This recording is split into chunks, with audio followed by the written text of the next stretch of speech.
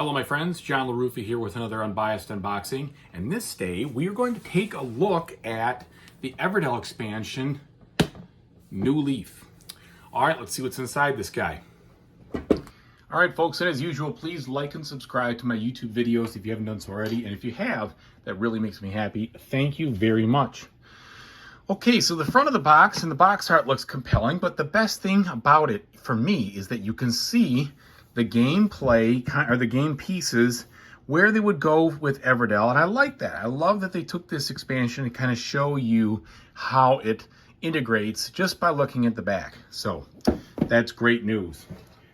All right, let's open her on up. I feel like I might be the last guy in the United States to actually get my copy. A lot of people in my region were getting it, and literally Friday was the last day, or maybe it's Monday, to get them shipped out, and they shipped mine out on Friday. So good things come to those who wait, huh? All right, inside the box we have a little bit of a green shading here, but nothing too particularly special. Then we've got a little blurb on the digital version of Everdell, which I actually have not gotten because I have all the physical content thus far, and I like the expansions very much. And then we've got information from the catalog itself, so it's kind of giving you all the different things that these guys have published. All right, and now rules of play. So looking at the rule book here, the format is very similar to the base game and the expansion. Gives you information on the setup, shows you where it goes, talks about the gameplay. I have never really had any problems with these rule books, except that they don't do the greatest job with examples. So that's the only thing. I ended up having to come back to them a couple times, especially with regards to the solo. So here is the solo. Looks like it's a specific thing for this, this expansion itself. Looks like you've got, let's see, just trying to glance through it here. All right, so it just talks a little bit about what you do to take care of it. So I'm wrong, it isn't a specific thing, it just talks specifically about how it integrates. All right, and the solo from the original game was not a beat your own score, it was beat the guy, and he was really tough to beat, at least in some of the upper difficulty levels for sure. So component wise here, we've got the medium thin board here, but it does have a texture.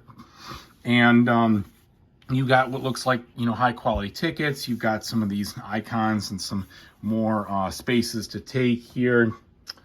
Then here is our expansion board that kind of sits on the side.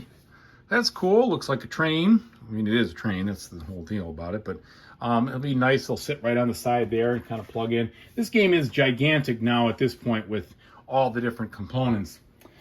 That's just what you have when you have 4 or 5 expansions. We have a very nice Everdell bag here. And then we have now, looks like additional things from here. It's been a while since I played the original base game, but you've got little like slugs, and you've got some what look like maybe snails, or I don't know. You got some bats, definitely more frogs. These are to complement the existing Pearlbrook stuff, I'm sure, in the existing expansions. Extra bags, which are good. We've got some wax seals here. They're not really wax, they're plastic. And then our cards. Okay, so let's crack these open and take a look at the card quality. Let's see what we have. All right, the cards themselves have a texture on them. Excuse me. And they are good quality. They're thick. So I think that if you're not a sleever, you could probably get away without sleeving these.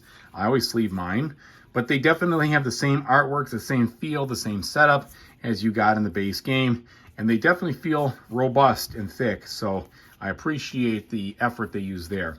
The artwork has always been good. The cards are always really easy to understand, very easy to know that you pay what's over here. This is how much they're worth in points.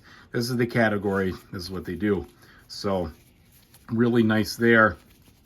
All right, so we've definitely got some different buildings, some different kinds of critters here. And I'm assuming these will go into the main set, but you never know. All right, and then we've got some locomotive cards. So this will be, you know, I'm certain for only the game itself. And then some main road cards. All right, so very good. Very excited to give that a try. And maybe that was a butterfly we were looking at earlier. I don't know. All right, and then we have some small cards here. And thank goodness, you know, I mean, I'm sure it costs a little more. I'm sure it cost us a little more. But the cards being printed in English and not just being all icons, I love being able to read what they actually say and being able to do what they tell me to do versus a bunch of iconography that I have to learn and figure out every time I pick up the game after a while. This is just so refreshing just to be able to read the card and follow it.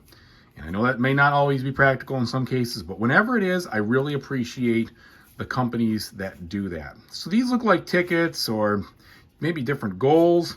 These cards are very good quality as well. And I'm pretty sure will be the usual Euro Mini, but I could be wrong. They are on the smaller side. Maybe they are the US Mini. Don't know. Don't know if it says in the back or not of the box. Let's see. Does it talk about the card size?